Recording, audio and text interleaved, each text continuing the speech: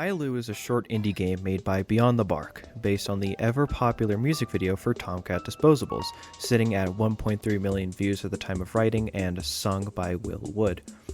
In Éalú, which I really hope I'm pronouncing right, you follow a wooden stop-motion mouse trying to escape to a better place. Unless, of course, the cozy atmosphere becomes something darker. Well, I'm hooked, and not just because Mr. Trans Song of the Century helped make the game. You start out in a small room, resting in your nest, and a drawing up on the wall. It's of what you want. It's your goal, to escape, or Éalú. Clicking on the mouse begins your adventure, into right and wrong, into nature, and puzzles. Full disclaimer, what you're watching is maybe my 5th run through this game. I played it originally with friends completely blind, and let me tell you something. These puzzles can take nearly 10 minutes to get right, but I digress. Going into the northern room, a window shows a slice of cheese in a separate area. It's hard to see, but the door to enter is closed for now. Maybe we should come back later, once we've seen a bit more of this place. Venturing through, we follow some pipes upwards, leading us to an inactive water wheel. Once we get that thing turning, seems some doors will open up for us. Going through the only door we can, we see the other side of the mechanism, a square hole cut out of one of the gears. Maybe it'll lead to a clue for something we need to solve later. Another thing to keep in mind. Going further into this string of rooms, we find a tail poking out of the wall. Looks just like ours. Maybe we won't be alone here after all.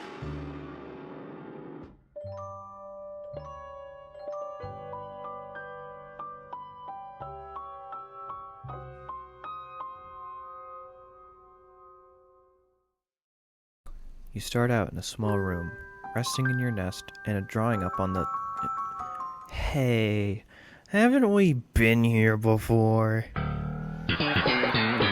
We're back in the starting room. Same nest, same drawing, but something's different. 2 new drawings, one of the tail sticking out of the wall, and a death counter. At least we'll know how bad I suck at this game based on that, huh? Doesn't seem like there's much we can do right now if we go forward, so let's try going right. In this room, we find a small box. We need to line up these pieces to form a heart. Seems easy enough.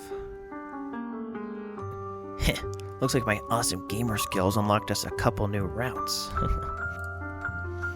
Exploring the rooms on the right, we stumble across a valve that, when turned, activates the pipes.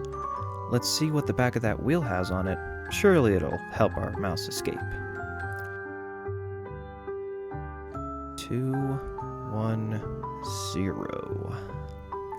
Huh. Doesn't mean anything right now, but I'm sure it'll come in handy later. Hi, Clyde. In a new area now, we're greeted by a funky new song and what looks to be kitchen tiles.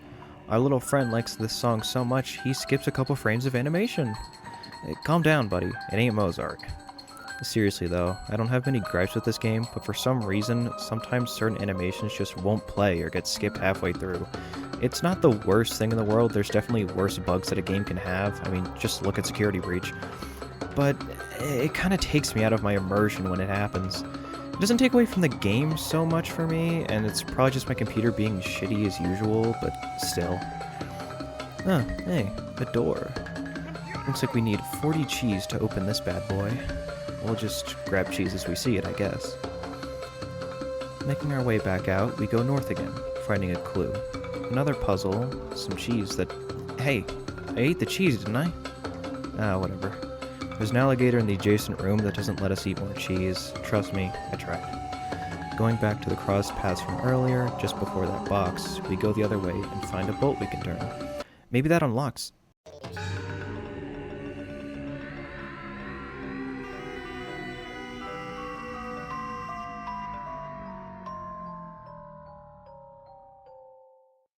You start out in a small room, resting in your nest, and drawings of your goal. Escape. The cheese you've eaten, and the times and ways you've died.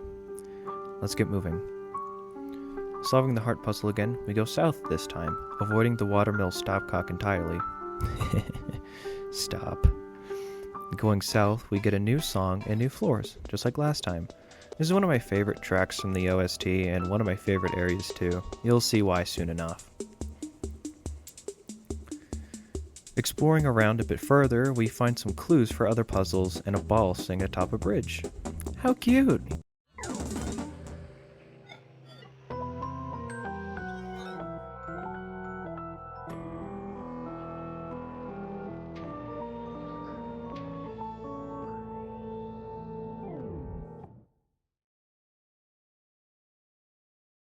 You start out in a small room, resting in your nest in your newest drawing. A reminder of yet another mistake you've made. The ball on the bridge. Not going near that again. You know the drill. Head east, solve the heart puzzle, and hey, we never went in this room. Let's check it out. A little spinner toy lays dormant in the room. It'd be nice to just play for a while.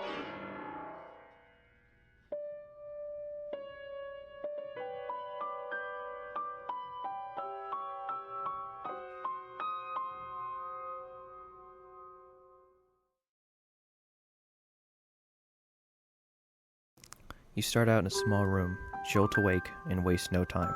Heart puzzle, solve it, and go back to the green rooms. Going a different direction, we find a puzzle. Looks like it connects to the clue we found earlier. I'm gonna be honest, this is probably the second most annoying puzzle in the game. It takes some understanding to really get, and even when you do, it's still tricky. This one is really gratifying to solve yourself, so if you want to feel that high, skip to this time in the video. For those of you who've stuck around, I am, in all honesty, really bad at explaining solutions to puzzles, so I'll just kind of show the footage here, and if you want to follow along, you can.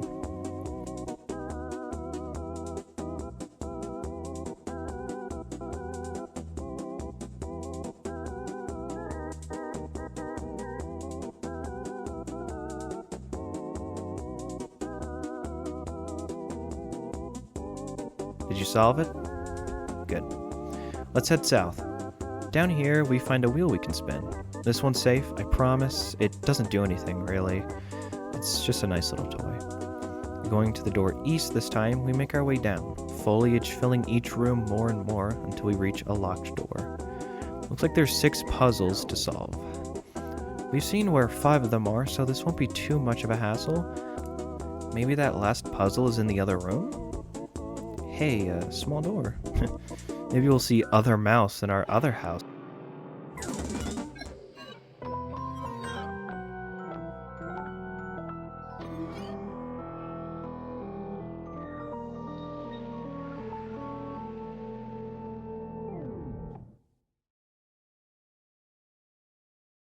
You start out in a small room.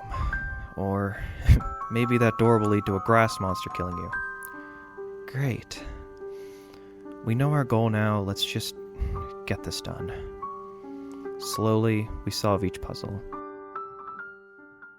And reach that old box from earlier. I'm gonna be real, I have no idea how you're supposed to figure this one out.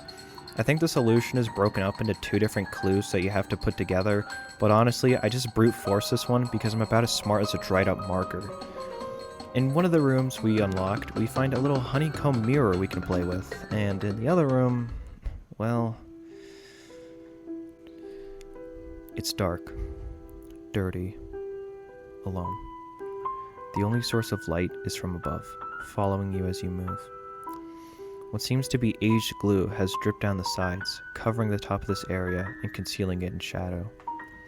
The music is cold, almost unforgiving. We'll find out why in time. Making our way through, find another door, locked. There's just one catch. It won't open until we've died 24 times. I guess that death loop came in handy after all. We make our way out of that place and head back with a new goal in mind. For this section, I'm just going to let footage play in the background while I talk about something else for a second. Tomcat Disposables. The song this little guy originally came from, at least from my understanding. The song, which you should totally give a listen by the way, is about a mouse who makes their way into a home where they don't belong. A family grows and develops in the home. Love, marriage, a family, a life. Meanwhile, the mouse hides, not being able to have that same thing because they're constantly on alert. A light will flick on, they have to run and hide. paranoid a human saw them for sure. Having a place to raise their kids, a place for food, but never having someone to start a family with, and rarely being able to find food since they're always afraid of being spotted. One day in spring, the mouse comes out and finds more food than they can eat, believing maybe the humans did see them and wanted to just be friends with the mouse. The struggles they had faced had a happy ending. Alas, the food was poisoned. It was a trap. The mouse's stomach turned, stumbling to bed. Something's not quite right. Did the mouse belong in that home? In right and wrong? Nature, I guess, is where they belonged. Final breaths as the morning comes, as the final notes of the song come. It's a great song off a great album, and if you ever get the chance, it's a great starting point if you want to get into Willwood. I bring this all up because 1, when will I get the chance to yap about my fixation again, and 2, themes from the song are present here, both in events in the game and the music.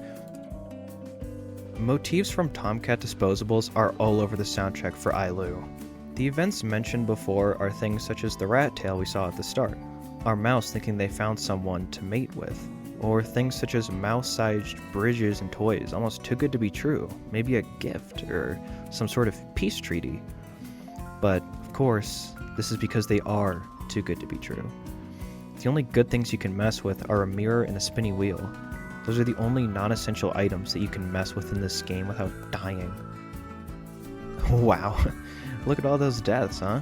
Takes a lot of work to get that done. Maybe you can thank me for putting in all the effort by hitting the like button? Maybe subscribing? Comment your favorite Will Wood song if you got one, maybe?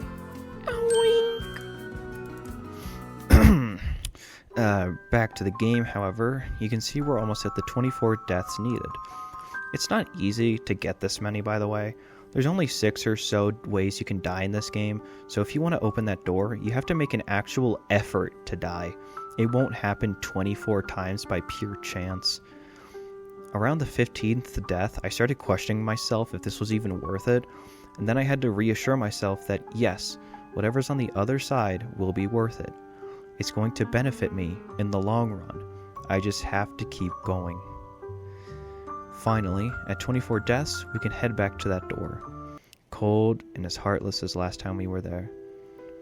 We make our way, and having met the requirement, the door opens. It doesn't greet or invite us in, it merely opens at our presence. We guide our mouse inside and...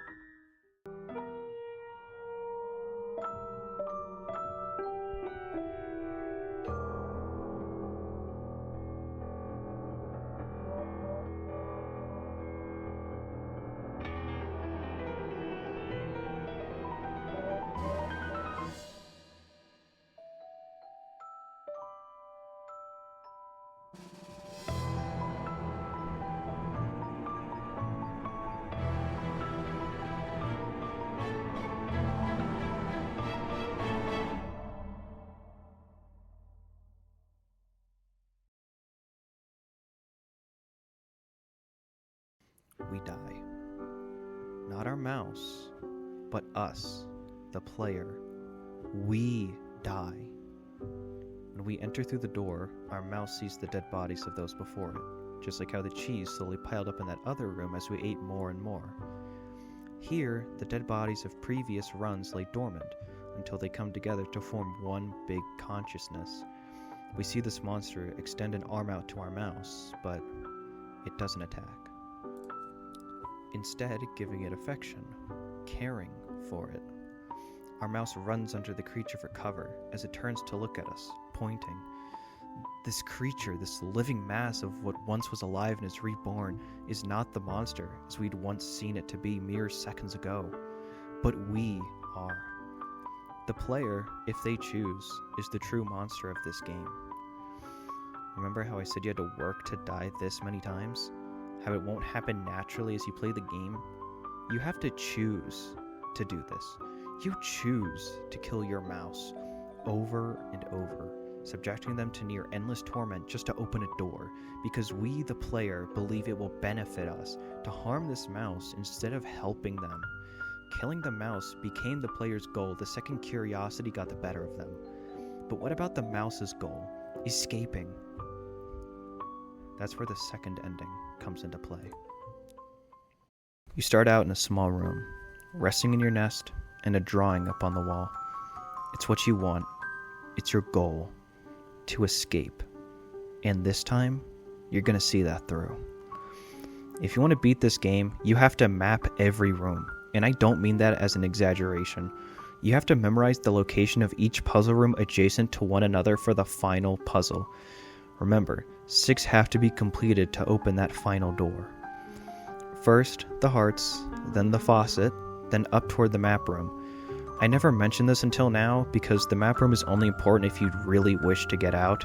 It takes a lot of effort to memorize the map layout of this game, effort that can be put either into memorizing or murdering. But we're here to help, not to dispose of our mouse. Something to note about this and the connecting room, by the way, is that it has the same tiles as the green area despite being nowhere near it, indicating that either this is near the outskirts of the house as well, or that, like I said, only people who wish to escape would ever put in the work to solve this puzzle. After grabbing a reward for memorizing the room locations, a map, which is pretty ass backwards if you ask me, we solve the lockbox puzzle, the cheese room puzzle, grab a little snack, and finally make a beeline for the final puzzle. After this, there's only one thing left to do. We make our way back to that door. Having finally completed all the puzzles, we're going to get our final reward. Making our way through the final rooms, the wildlife springing through the grout of the tiles, the door opens, greeting us, welcoming us, congratulating us. Going through, it gets darker. The foliage getting denser.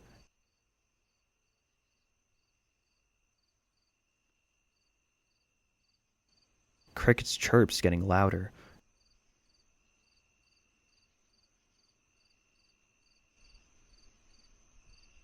And finally, we've made it.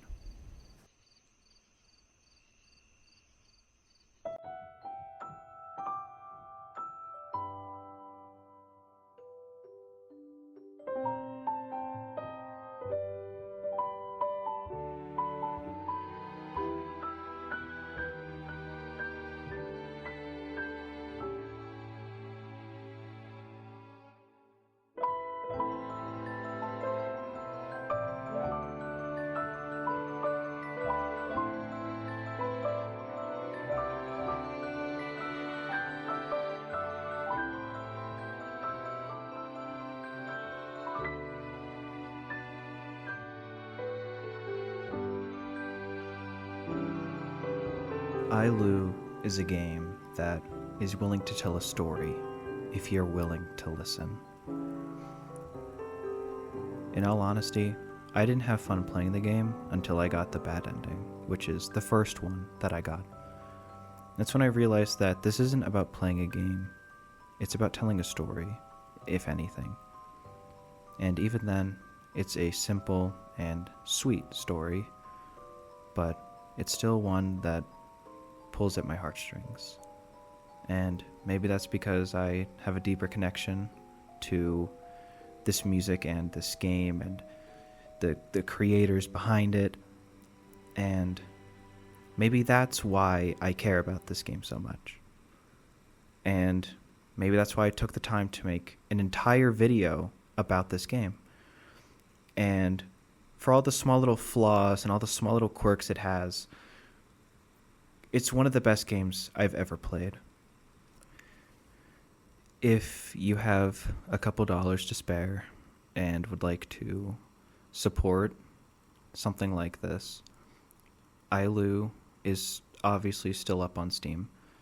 And though I showed you a lot of what's in this game, pretty much all of it, it would still mean the world to both me and the people who developed it if you were to support them. And I highly encourage it. Thank all of you for watching, and have a nice night.